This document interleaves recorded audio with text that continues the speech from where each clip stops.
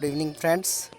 आज हम पढ़ेंगे कक्षा 12 इतिहास, राजा, किसान और नगर, लेसन नंबर 2 का प्रश्न नंबर 6।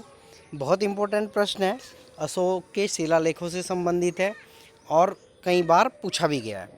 प्रश्न ये है कि 20वीं शताब्दी के सुविख्यात अभिलेख शास्त्री डीसी सरकार का वक्तव्य है, यानी जो अभिलेख शास्त्री हैं डीसी सरकार, उन्होंने कहा है भारतीयों के जीवन, संस्कृति वह गतिविधियों का ऐसा कोई पक्ष नहीं है जिसका प्रतिबिंब अभिलेखों में नहीं है, चर्चा कीजिए।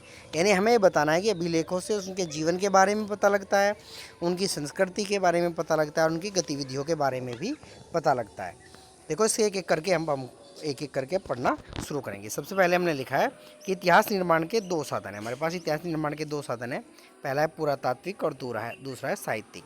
देखो, ये हम पढ़ते आए हैं कि इतिहास निर्माण दो प्रकार से होता है, एक पुरातात्विक प्रकार से और एक साहित्यिक प्रकार से। और पुरातात्विक साक्ष्यों में सबसे ज़्यादा जो महत्वपूर्ण होते हैं वो होते हैं अभिलेख। मौर्य साम्राज्य, विशेषकर अशोक का शासनकाल ऐसा रहा है जिसमें अभिलेखों के माध्यम से ही हमें ज़्यादातर जानकारी प्राप्त होती है। बाकी तो अन्य की प्राप्त हो भी जाती है, लेकिन अशोक की ज़्यादातर जानकारी हमें अभिलेखों के माध्यम से ही प्राप्त होती है। इस आधार पर ही इतिहासकार डीसी सरकार का मत पूर्णतः पक्ष का विवरण प्रस्तुत करता है। और इतिहास जो होता है वो एक विशाल ज्ञानकोश होता है जिससे हमें राजनीतिक, सामाजिक, आर्थिक और धार्मिक इतिहास की विस्तृत जानकारी भी प्राप्त होती है। यानी जो हमारा इतिहास है इसमें हम राजनीतिक भी पढ़ते हैं, सामाजिक भी पढ़ते हैं, आर्थिक और धार्मिक इतिहास भी पढ़ते हैं। और अशोक के अभिलेखों से हमें सभी इसकी जानकारी प्राप्त होती है। इसका प्रूफ देंगे हम। अभिलेखों में से शासक का नाम, कार्यकाल, सीमाओं का निर्धारण हो जाता है। देखो, एक तो अभिलेख से हमें क्या पता लगता है, शासक का नाम क्या था, उसका कार्यकाल क्या था, और कार्यकाल के साथ साथ उसकी सीमाएं क्या थी। ये हमें सब चीज़ अभिलेखों के माध्यम से पता चलती है। जैसे अब उदाहरण के लिए पढ़ेंगे, जैसे गिरनार अभिलेख चंद्रगुप्त मौर्य के राज्य की सीमाओं का निर्धारण करता है। एक हमें गिरनार अभिलेख प्राप्त हुआ है सौराष्ट्र, इससे ये पता लगता है गिरनार अभिलेख से कि चंद्रगुप्त मौर्य की जो राज्य की सीमाएं थी वो बंगाल से लेकर सौराष्ट्र तक थी। देखो, एक तो सौराष्ट्र से गिरनार का अभिलेख है जो रुद्रदमन का है, और उसके बाद एक हमें प्राप्त हुआ है महास्थान से, बंगाल से। तो इससे पता लगता है कि मौर्य साम्राज्य बंगाल से लेकर सौराष्ट्र तक था।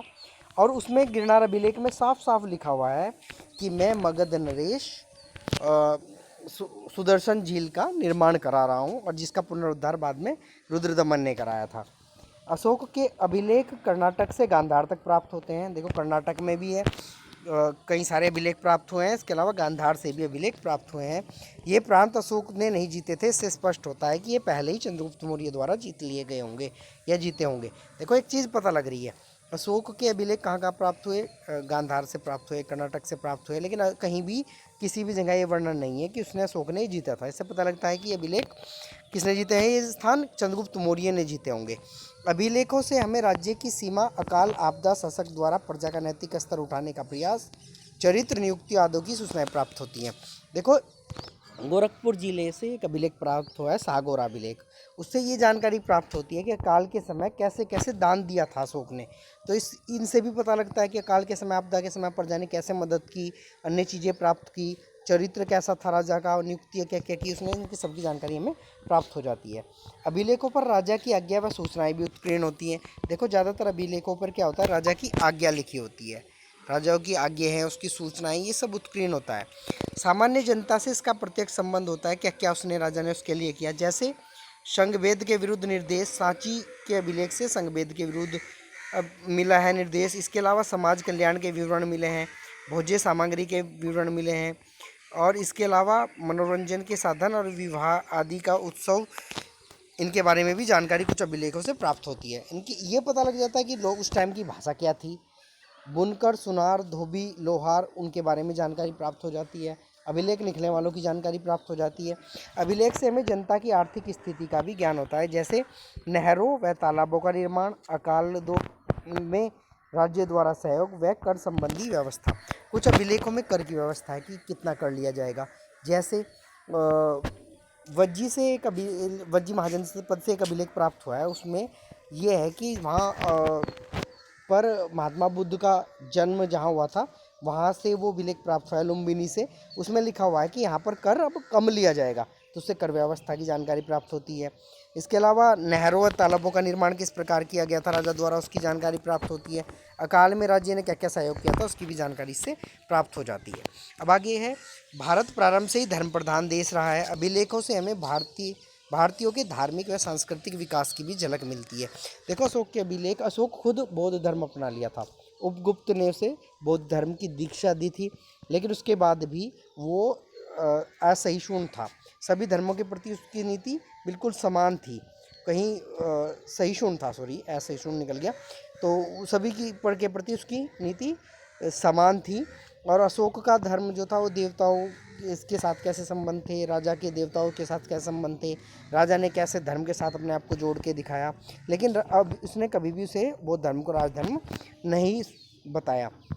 इस सब की जानकारी प्राप्त होती है। राजा की अन्य धर्मों में आस्था थी या नहीं थी, इसकी जानकारी प्राप्त होती है। विवाह में होने वाली धार्मिक क्रियाओं की जानकारी प्राप्त होती है। धर्म में आपसी समन्वय कैसा था, जैसे धम्म था अशोक का, धम्म उसके बारे में पढ़ेंगे। धर्म का प्रचार प्रसार कैसे किया उसने, इन सब की जानकारी प्राप्त होती है। जैसे अशोक ने अपने पुत्र और पुत्री महेंद्र और संघमित्रा को श्रीलंका में प्रचार करने के लिए भेजा था, उसकी जानकारी प्राप्त होती है।